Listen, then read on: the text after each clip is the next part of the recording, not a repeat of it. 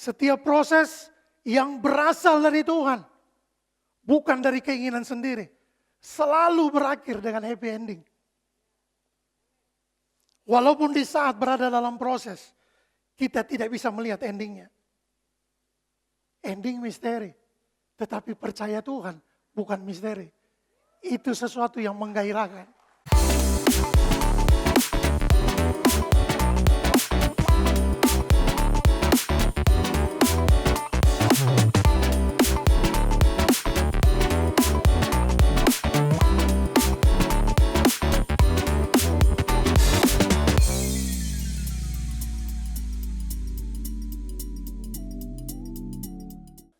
Wow.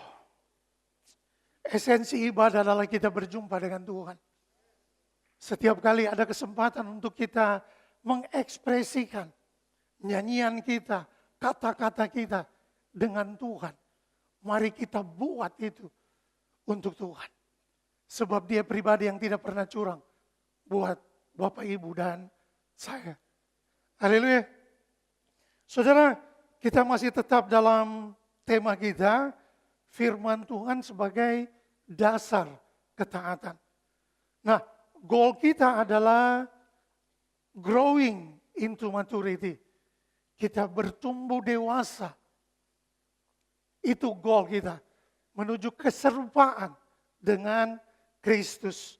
Nah, hari ini kita akan belajar dari ketaatan Yusuf. 2 minggu ini Bapak Ibu mendengar tentang ketaatan dari Abraham dan Nuh. Nah, hari ini kita akan belajar dari hamba Tuhan ini, Yusuf, tentang ketaatan terhadap firman Tuhan yang dia terima dari Tuhan. Nah, saudara, kisah Yusuf itu menempati lebih banyak ruang dalam kitab Kejadian daripada individu yang lain. 14 pasal menuliskan tentang kehidupan Yusuf. Adam 5 pasal, Nuh 5 pasal, Abraham bapak orang beriman 12 pasal, Ishak opanya Yusuf 2 pasal. Ayahnya sendiri Yakub 10 pasal.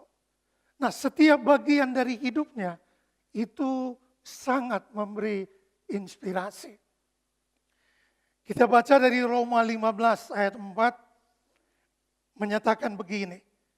Segala sesuatu yang ditulis dahulu telah ditulis untuk menjadi pelajaran bagi kita.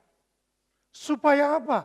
Supaya kita teguh berpegang pada pengharapan oleh ketekunan dan penghiburan dari kitab suci.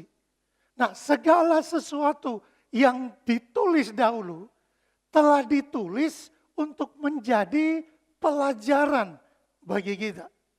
Nah, kisah Yusuf, kisah Abraham, kisah Nuh yang Bapak Ibu pelajari, itu tujuannya ditulis untuk menjadi pelajaran untuk kita.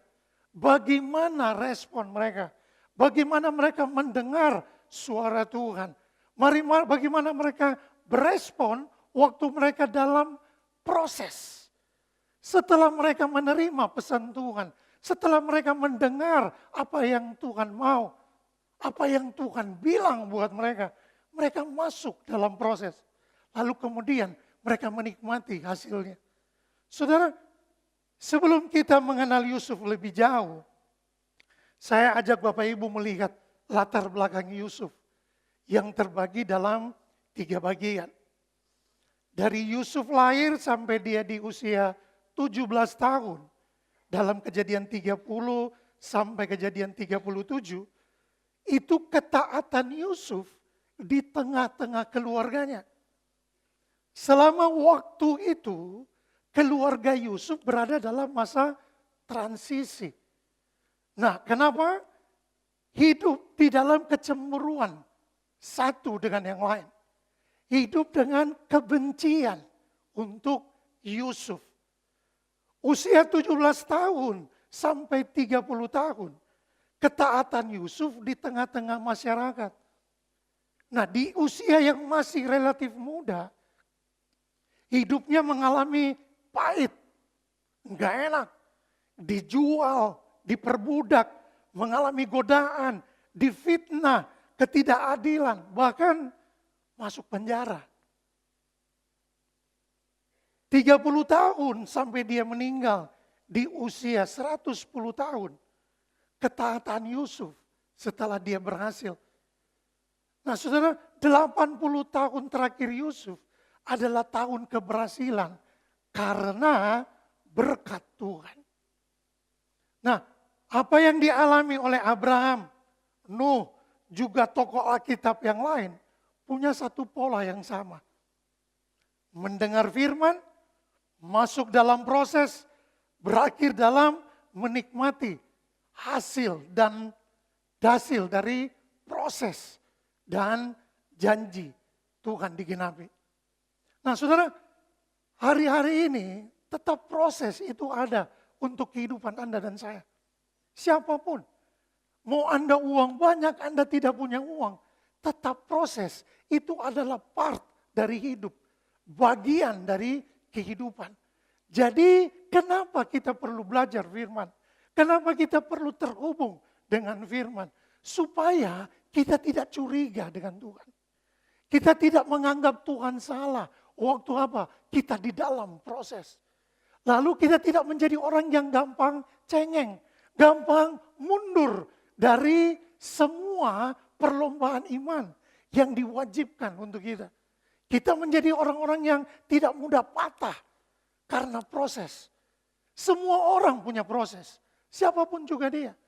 Tapi waktu kita tetap mendengar, kita tetap terhubung dengan firman Tuhan. Saudara, percayalah, di dalam proses Tuhan juga ada. Di dalam proses yang Bapak Ibu alami, mungkin banyak. Lebih banyak daripada semua janji Tuhan yang digenapi.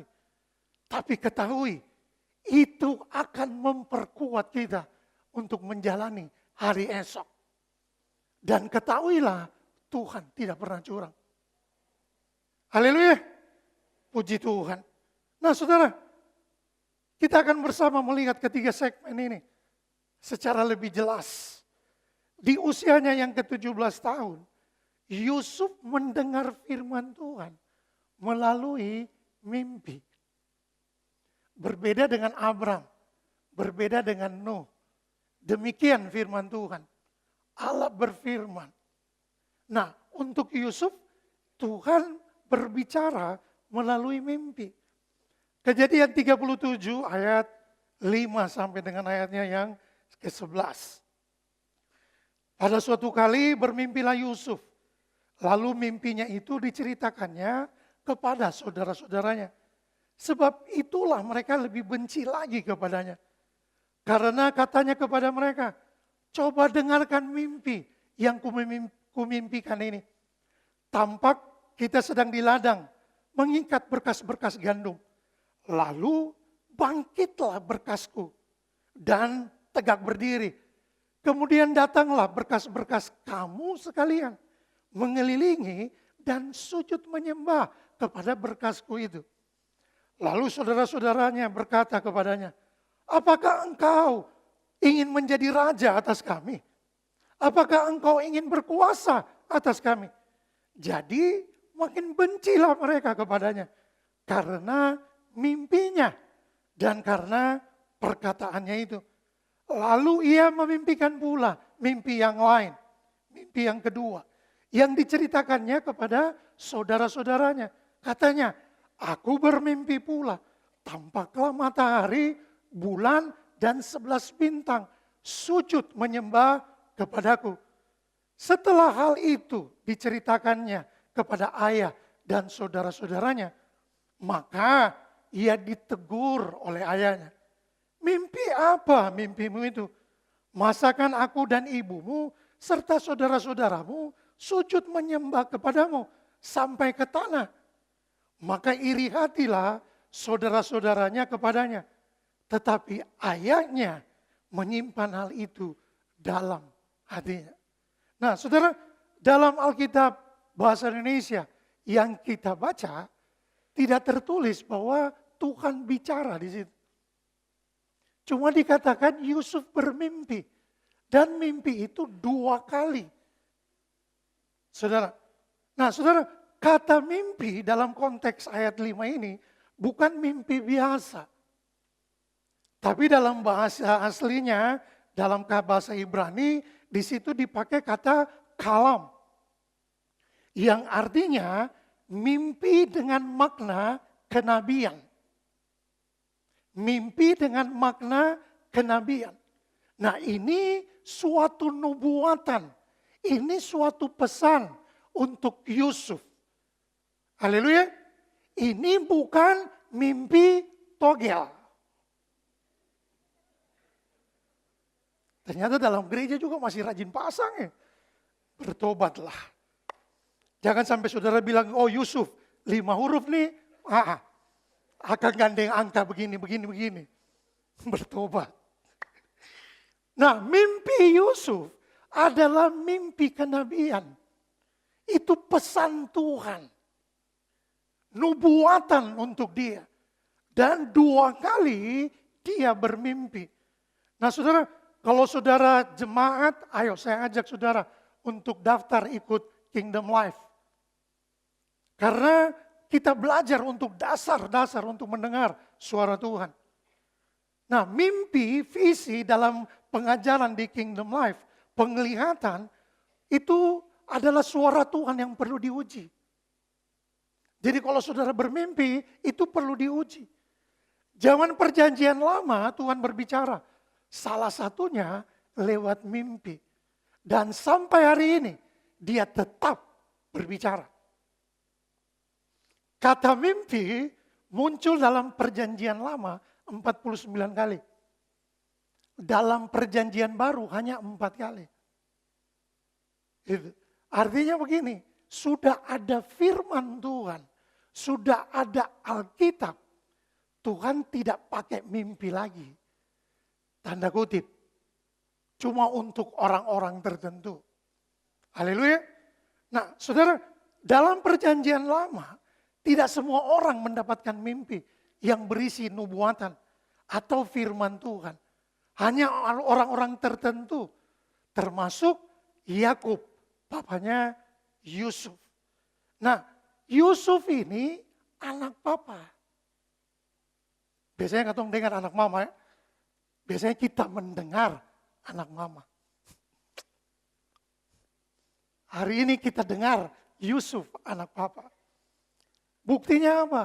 Yusuf dikasihi melebihi dari saudara-saudaranya. Saudara kalau baca kisahnya, saudara akan lihat Yusuf dikasih jubah yang istimewa. Lebih dari saudara-saudaranya. Nah, saudara, semua saudara Yusuf membenci Yusuf. Saudara, bisa kita uji kok. Kalau saudara rajin baca firman, waktu saudara menemukan rema, saudara pasti tidak akan tinggal diam. Saudara pasti akan hati bergejolak. Saudara pasti mau sharing, saudara pasti mau berbagi. Hei, Tuhan bilang ini buat beta. Tuhan lagi bilang ini loh buat saya. Ini penyampaian Tuhan hari ini. Betul tidak? Puji Tuhan. Nah, Yusuf pun mengalami hal yang sama. Dia menceritakan mimpinya untuk saudara-saudaranya. Tetapi saudara-saudaranya benci dia. Dengan apa yang dia ceritakan untuk mereka. Pasal 37 ayat 4.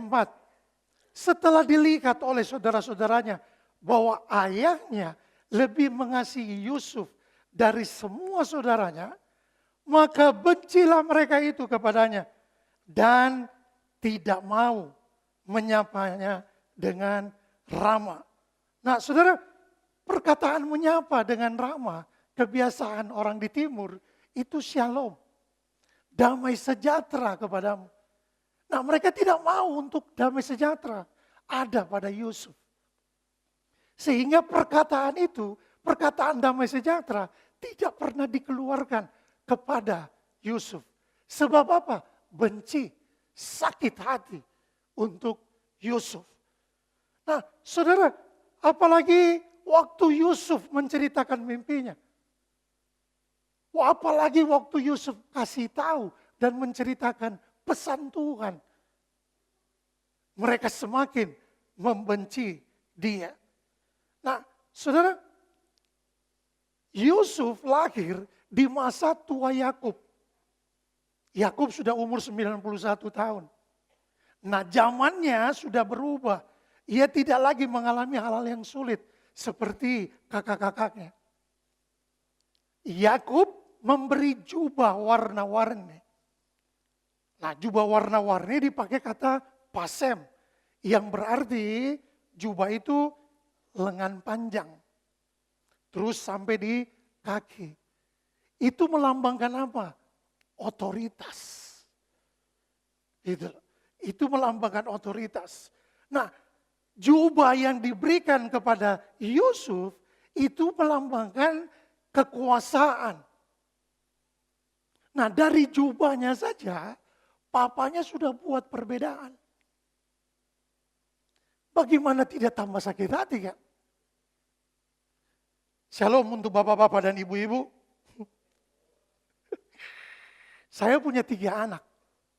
Saya juga perlu belajar untuk jadi papa yang bijak. Saya dan istri kami harus belajar jadi orang tua yang bijak. Supaya apa? Jangan anak-anak sakit hati satu dengan yang lain. Cuma karena apa? Orang tua salah kasih.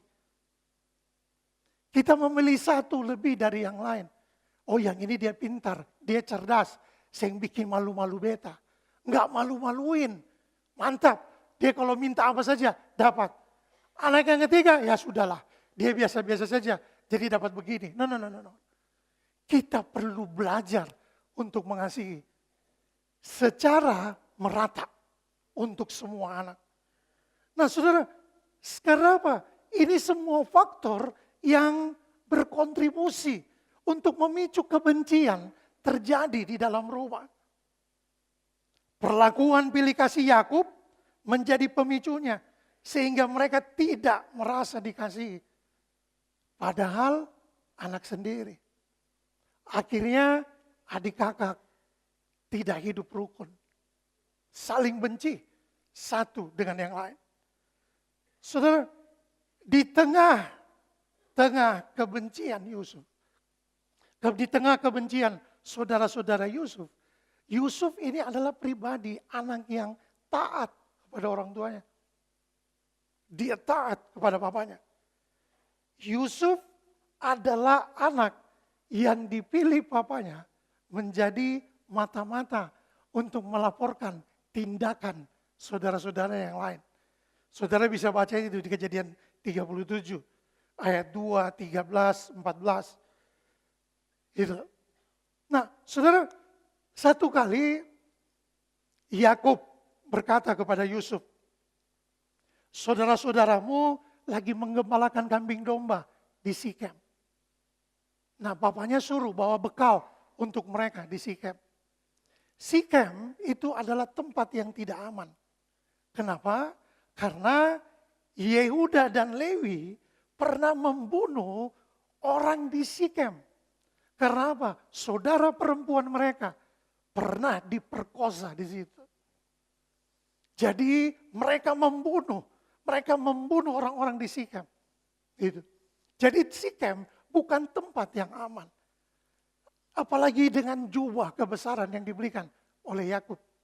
Tapi Yusuf taat untuk perintah papanya. Yusuf melakukan dan pergi seperti apa yang papanya mau.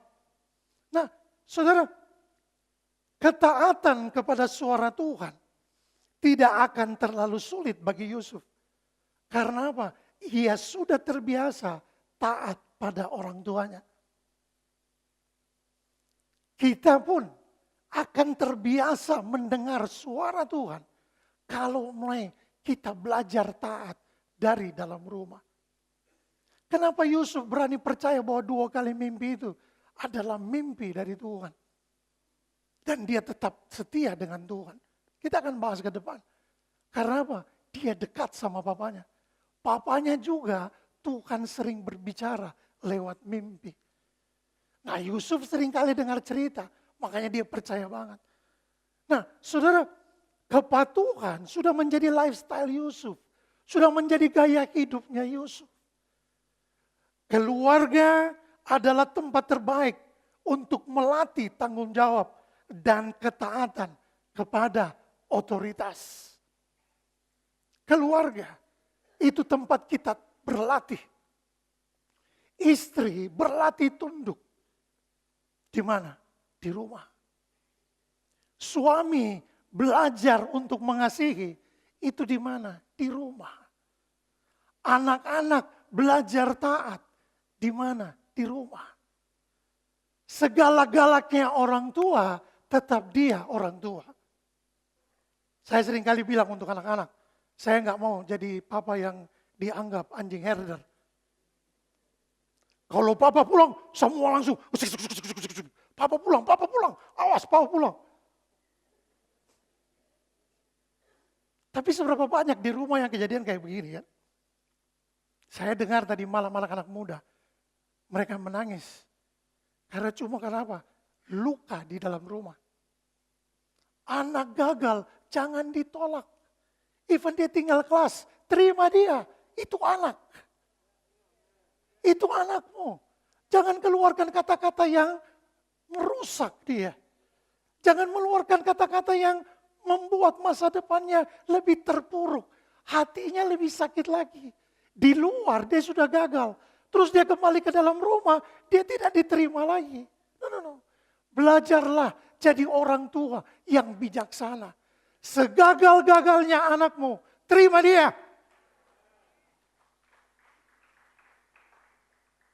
Segagal-gagalnya suami, belajar terima dia. Segagal-gagalnya istri, belajar terima dia. Belajar. Ketaatan dimulai di rumah. Ketaatan dilatih di rumah. Bukan di luar. Nah, waktu kita lakukan itu di rumah, itu merupakan fondasi bagi kehidupan kita di luar rumah. Bahkan di tengah masyarakat, di tempat pekerjaan, kita akan mudah taat. Kita akan mudah untuk menjadi pelaku firman waktu kita lakukan dalam rumah. Haleluya. Untuk ini nih, saya latih di rumah. Karena ya puji Tuhan, Tuhan melahirkan saya dengan tampang yang cakep. Walaupun orang melihat, dia sudah datang. Tapi saya harus latih tersenyum. Karena kita bisa tertipu kan. Pak Kris selalu bilang, pengajaran tambal sulam masuk. Orang Ambon dibilang, semakin wibawa, waktu apa kamu pasang muka perang. Itu pengajaran dari mana? Yesus bilang saling mendahului dalam memberi hormat. Kita pasang muka perang. Akhirnya istri mau tegur saya, istri takut. Ini apa nih? Ini lagi musim apa? Musim hujan kah? Lagi musim apa nih? Ayo belajar dari rumah. Nah, segmen kedua yang periode dalam kehidupan Yusuf. Ketaatan Yusuf di tengah masyarakat. Di usia 17 tahun sampai 30 tahun. Dengan 13 tahun. Ada proses pembentukan yang harus dia lalui. Proses pembentukan Tuhan bagi Yusuf. Menjadi seorang hamba sejati. Sebelum menjadi penguasa di Mesir. Dan menyelamatkan bangsanya. Nah saudara, ada 3 fase proses pembentukan itu. Pertama, Yusuf dijual sebagai budak kepada orang Median dan melayani tuannya. Saudara-saudaranya sepakat untuk bunuh dia. Dalam Kejadian 37, 26, 27, 28. Di situ saudara bisa lihat. Tapi Yehuda bilang, jangan bunuh dia. Dia ini saudaranya kita. Lebih baik kita jual dia. Makanya mereka menjual dia kepada orang-orang Ismail. Kepada saudagar-saudagar Midian yang lewat. Yusuf dijual. Nah saudara, Kalau saudara baca dalam kisah Yusuf, dalam proses dia dijual, dalam proses dia dimasukkan di dalam sumur, Alkitab tidak mencatat respon Yusuf. Selalu yang tertulis hanya saudara-saudaranya. Bagaimana kebencian mereka, bagaimana sakit hatinya mereka. Artinya selama proses terjadi, Yusuf diam.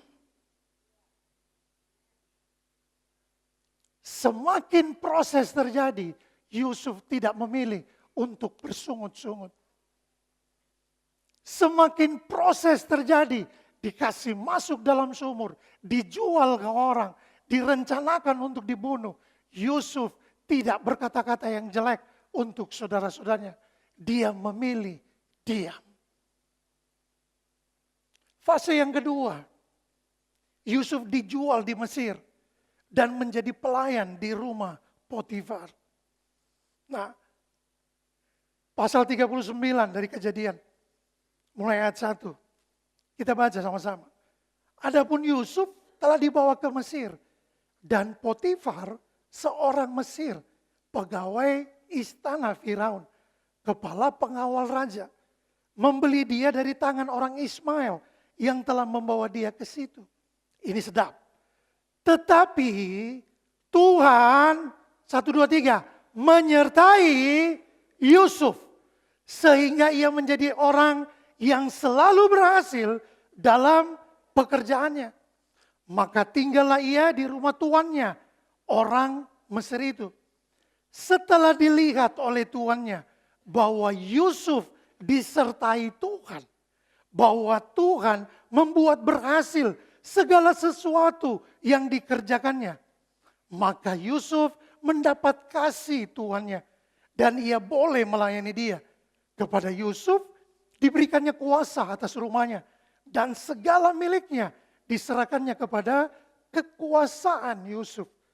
Sejak ia memberikan kuasa dalam rumahnya dan atas segala miliknya kepada Yusuf, 1, 2, 3, Tuhan memberkati rumah orang Mesir itu karena Yusuf. Sehingga berkat Tuhan ada atas segala miliknya. Baik yang di rumah maupun yang di ladang. Segala miliknya diserahkannya kepada kekuasaan Yusuf. Dan dengan bantuan Yusuf, ia tidak usah lagi mengatur apa-apapun selain dari makanannya sendiri.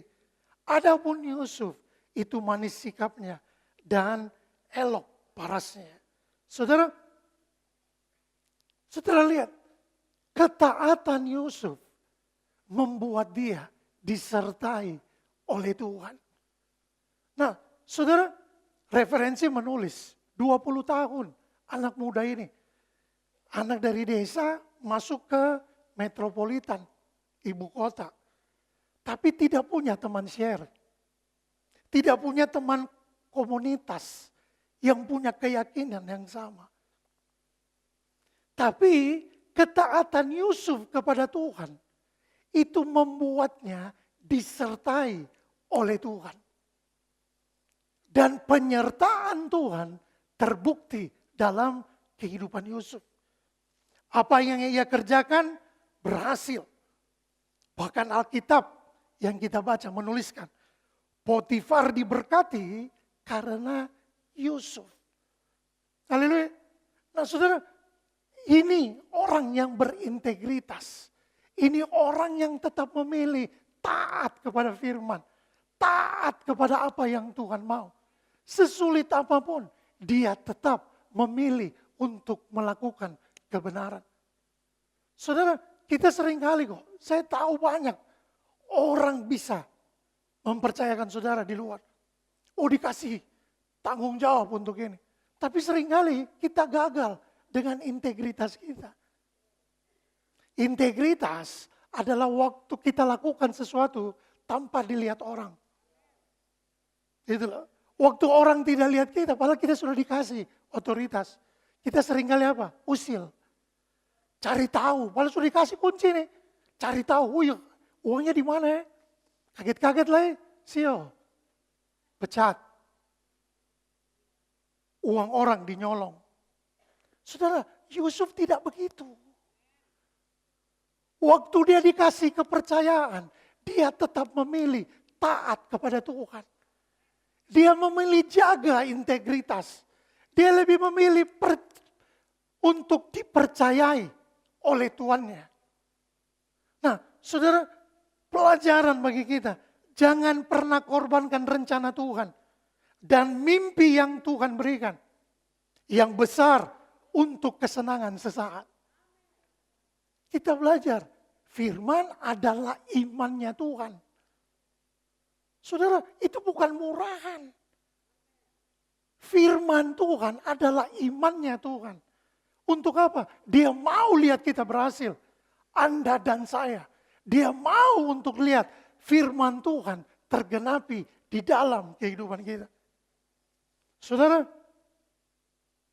fase dari proses ketiga. Yusuf dimasukkan dalam penjara. Yusuf ditangkap dan dipenjarakan. Sangat mudah bagi Yusuf untuk mengasihani diri sendiri. Dan dia bisa bilang, stop ikut Tuhan.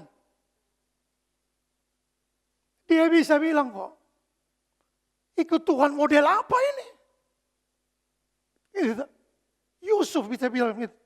Tapi Tuhan tetap mendapati hati Yusuf taat. Saudara melihat, di dalam penjara pun Yusuf menjadi berkat untuk orang-orang di penjara.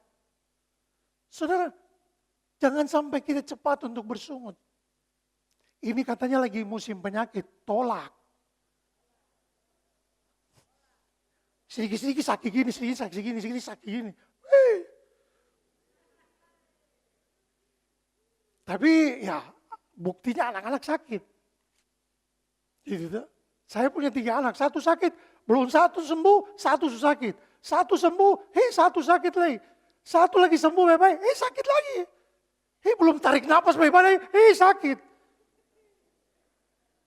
Kan di sini ada nih, su berdoa, su minta perlindungan. Katanya nanti Tuhan jaga, Tuhan lindungi. Sakit. Jangan takut dengan proses. Jangan takut dengan proses. Saya suka gini, nyanyi gini. Yesus angkat sakitku dan buang ke laut. Biur, buang ke laut. Biur, buang ke laut. Setiap kali anak-anak sakit, nyanyi. Satu kali saya di kampus, terus anak yang bungsu telepon. Papa, kangen papa. Sudah, waktu sakit kangen. Terus dia telepon, papa, rasa pusing ya. Terus saya bilang, sudah. Lalu panas turun. Sudah mulai turun-turun, tapi masih panas. Oke, sekarang nyanyi saja, nyanyi. Terus dosen dengar. Dosen dengarnya, katanya Yesus angkat bebanku karena mau ujian. Dan buang ke laut. Oh ya, amin lah. Tuhan angkat. Nah saudara, terbukti kok. Waktu kita bernyanyi, itu sukacita. Itu akan membuat kesembuhan lebih sempurna. Dan puji Tuhan, pagi ini 3 anak sehat. Jangan pernah takut dengan proses. Apalagi waktu proses, kasih naik di wall. Facebook tahu. Dunia tahu. Gue lagi proses.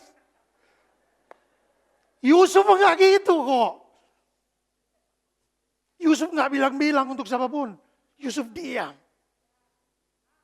Hati-hati dengan status. Nah saudara, 4 kali dalam pasal 39 dikatakan Tuhan menyertai Yusuf. 4 kali Tuhan menyertai. Nah dalam bahasa asli itu menunjukkan apa? Kedekatan. Hubungan Yusuf. Hubungan Yusuf. Tuhan menyertai. Tuhan bersama. Tuhan membantu. Tuhan ada dan hadir di sisinya. Ini adalah alasan mengapa sampai Yusuf itu berhasil. Tuhan menyertai Yusuf dengan cara yang istimewa. Yusuf hidup dengan kesadaran akan kehadiran Tuhan. Dia tahu banget, saya pemimpin. Mau proses model apapun yang menelanjangi dia, yang merendahkan dia, identitas Tuhan tidak hilang dari Yusuf. Apapun kata orang, apapun proses lagi yang terjadi, saudara tahu kok, waktu saudara punya hubungan dengan Tuhan, saudara sadar banget, no. Ini cuma proses. Haleluya. Ini cuma proses. Waktu tidak ada uang, tetap tenang. Duduk di kaki Tuhan. Duduk di kaki Tuhan. Nah saudara, ketaatan akan menjadi mudah ketika kita hidup dengan kesadaran akan kehadiran Allah. Saudara, zaman perjanjian lama tidak semua orang disertai oleh Tuhan. Enggak. Dalam perjanjian baru, Yesus itu buat itu untuk kita. Dia mati di kayu salib supaya apa? Rohnya ada di dalam kita. Bahkan dia memperkenalkan dirinya, Immanuel, Allah yang menyertai. Sampai kapan? Sampai kesudahan zaman. Artinya Anda dan saya bukan anak gampangan. Anda dan saya, kita orang-orang yang spesial di hadapan Tuhan. Dia menyertai kita. Dia menyertai Anda dimanapun Anda berada. Di tengah-tengah masyarakat. Anda ditentukan berhasil dan menjadi berkat. Saudara, Tuhan mempersiapkan Yusuf menjadi pemimpin yang besar di Mesir dan menyelamatkan bangsanya. Makanya Tuhan melatih kepemimpinan melalui proses. Melalui proses. Nah, saudara, kita keliru ketika kita berpikir bahwa ketika semuanya berjalan baik, itu Tuhan berkati. Tetapi ketika cobaan, masalah, proses datang, Tuhan supikas tinggal beta. Sial. Ini pemikiran yang salah. Proses datang, Tuhan tidak pernah sekali-kali meninggalkan kita. Proses model apapun, dia tetap Immanuel. Dia tetap ada di dalam kita. Dan dia mengerti siapa kita. Nah saudara, berkat Tuhan tidak selalu terkait dengan keadaan yang menguntungkan. Saat kita berproses, seringkali kita dengan gampang kan bilang, Tuhan bisa kuat lagi. Tuhan stop sudah, kasih angka persoalan ini. Tidak ada satupun kita baca di Alkitab tentang Yusuf mengeluarkan perkataannya. Yusuf tetap taat. Yusuf tetap menjalani proses demi proses. Dan dia tahu Tuhan ada dan menyertai dia.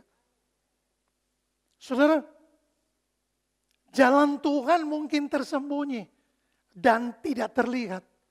Tetapi itu pasti. Tangan Tuhan mungkin tersembunyi. Tetapi ketahuilah, ia bermain, ia mengatur segala sesuatu tanpa menunjukkan atau memberi penjelasan untuk kita. Jadi mari tetap taat untuk Tuhan.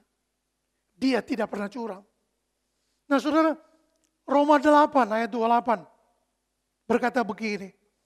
Kita tahu sekarang bahwa Allah turut bekerja dalam segala sesuatu untuk mendatangkan kebaikan bagi mereka yang mengasihi Dia, yaitu bagi mereka yang terpanggil sesuai dengan rencana Allah.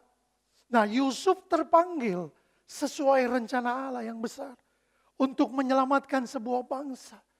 Dimulai dari mana? Dia mendengar. Dia mendengar. Connected with the word of God. Terhubung dengan firman Tuhan. Itu penting bagi Anda dan saya. Dan itu pilihan kok. Itu pilihan. Saudara boleh ada di tempat ini, tapi saudara belum tentu bisa terima perkataan hamba Tuhan. Ada yang sibuk main game, ada yang sibuk dengan handphonenya, ada yang sibuk. Dan itu pilihan. Pendeta yang bisa bilang, woi, enggak.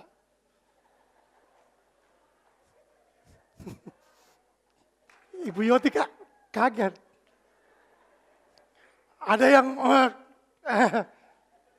padahal kita persiapan nih, aduh. Tapi kan pilihan. Ini pilihan. Nah saudara, kalau saudara mengatakan bahwa Anda terpanggil dan terpilih dalam rencana Tuhan, mari lakukan hidup saudara untuk seperti apa yang Tuhan mau. Nah saudara, Allah turut bekerja dalam semua proses yang tidak enak.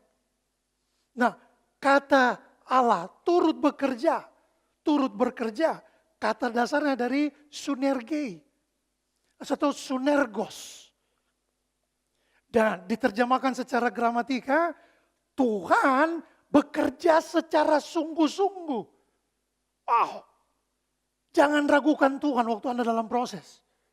Dan waktu Anda mendengar dan terima janji Tuhan. Tuhan bekerja sungguh-sungguh dan terus-menerus bersama-sama dengan seseorang untuk mendapatkan hasil itu. Itu tuh, sinergi. Dia turut bekerja. Artinya Tuhan tidak meninggalkan Anda sendiri.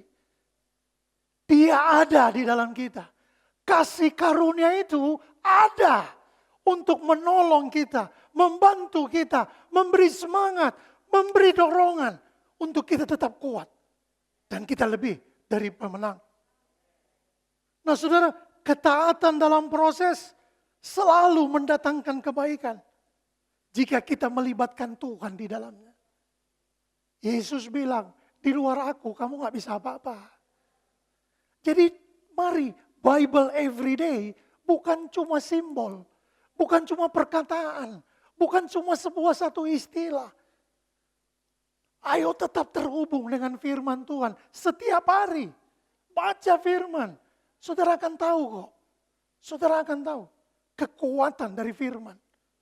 Kekuatan dari firman.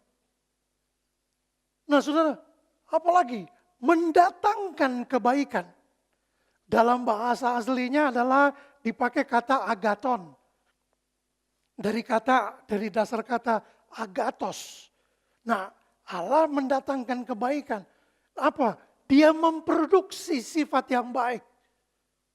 Ini bicara soal karakter. Makanya Yusuf dibilang parasnya dan eloknya. Bagaimana tadi itu? Itulah, dia baik. Gitu. Nah, mendatangkan kebaikan. Dia bermanfaat. Menyenangkan. Kata ini keren. Menjadikan excellent. Wah. Saudara, Roh Kudus itu excellent. Dan dia ada di dalam kita. Roh Kudus itu terhormat. Dan dia ada di dalam kita. Dia bisa mengangkat kita. Dia merubah. Haleluya. Nah ini yang terjadi dalam hidup Yusuf. Ketaatan dan penyertaan Tuhan itu membawa hasil. Waktu kita mendengar, kita masuk dalam proses. Kita tetap terhubung dengan Tuhan, saudara akan lihat hasilnya. Tuhan itu setia. Anda akan memiliki karakter yang baik. Anda akan memiliki sifat yang excellent. Bahkan Tuhan akan menjadikan Anda pribadi yang terhormat. Segmen yang ketiga dalam hidup Yusuf. Ketaatan Yusuf setelah dia berhasil. Di usia 30 tahun sampai dia meninggal 110 tahun. Dia mendapatkan kehormatan dan posisi tertinggi. Tetapi ketaatannya kepada Tuhan, hatinya kepada Tuhan tidak pernah berubah. Jangan sampai dapat mobil, dapat rumah, dapat pangkat dan kedudukan, terus kita berubah setia dari Tuhan. Alasan banyak untuk menyembah Tuhan datang ke gereja, hujan. Bro, hujan. Tolong mengerti. Sedap, oke deh. Seorang hamba Tuhan tidak boleh marah-marah. Sedap. Mesti menegur, membimbing mereka dengan sabar. Aduh. Nah saudara, keberhasilan, jabatan, posisi, kekayaan, jangan mengubah kita. Tapi tetap kita keluar lebih dari pemenang. Karena kita mengenal dan taat kepada Tuhan. Hasil dari ketaatan. Mimpinya digenapi. Dalam 2 kesempatan, Yusuf melihat 3 kali saudara-saudaranya sujud menyembah kepadanya. Saudara bisa baca Kejadian 42. Lewati proses, Yusuf memiliki hati yang mudah hancur. Bahkan dia sangat mudah memaafkan mereka. Orang-orang yang membuat dia sakit hati. Tapi dia memilih untuk memaafkan. Dia tidak balas dendam kepada saudara-saudaranya.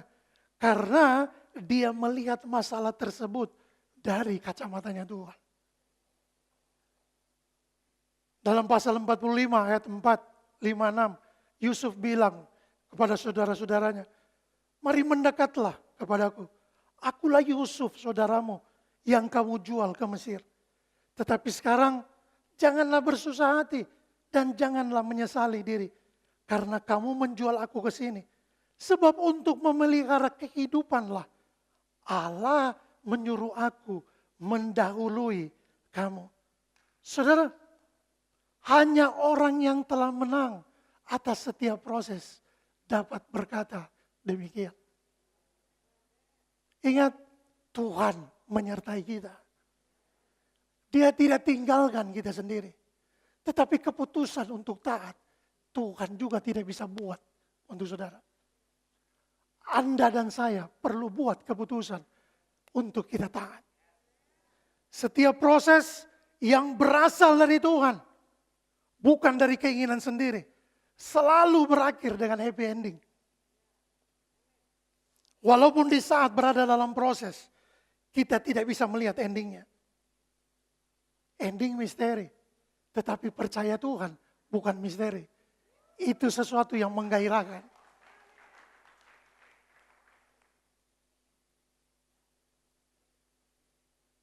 Ini pilihan. Dan saya selesai.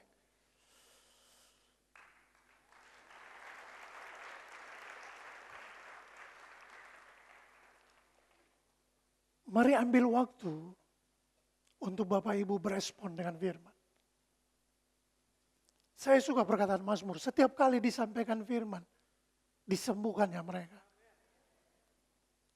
Mari bilang buat Tuhan, apa yang Tuhan lihat dalam diri ini? Apa yang perlu dirubah dalam diri ini? Dari apa yang kita belajar dari Yusuf? Bagaimana ketaatan kita? Bagaimana karakter kita? Apakah kita termasuk orang-orang yang menghakimi orang lain?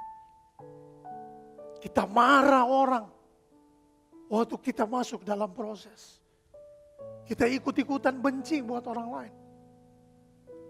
Pada saat kita dalam proses. Dan apakah memang Tuhan berbicara untuk kita? Atau kita yang malas tahu dengan apa yang Tuhan mau? Tuhan tetap bicara sampai hari ini. Tapi keputusannya ada di kita. Kita yang memilih mau mendengar atau tidak. Kita yang memilih mau berespon atau tidak. Kita yang memilih. Tapi waktu hati kita berikan untuk Tuhan. Dia bilang, Dia Allah yang turut bekerja dalam segala sesuatu untuk mendatangkan kebaikan. Dan itu tidak pernah bohong. Dia akan selalu ada dan tetap menolong kita.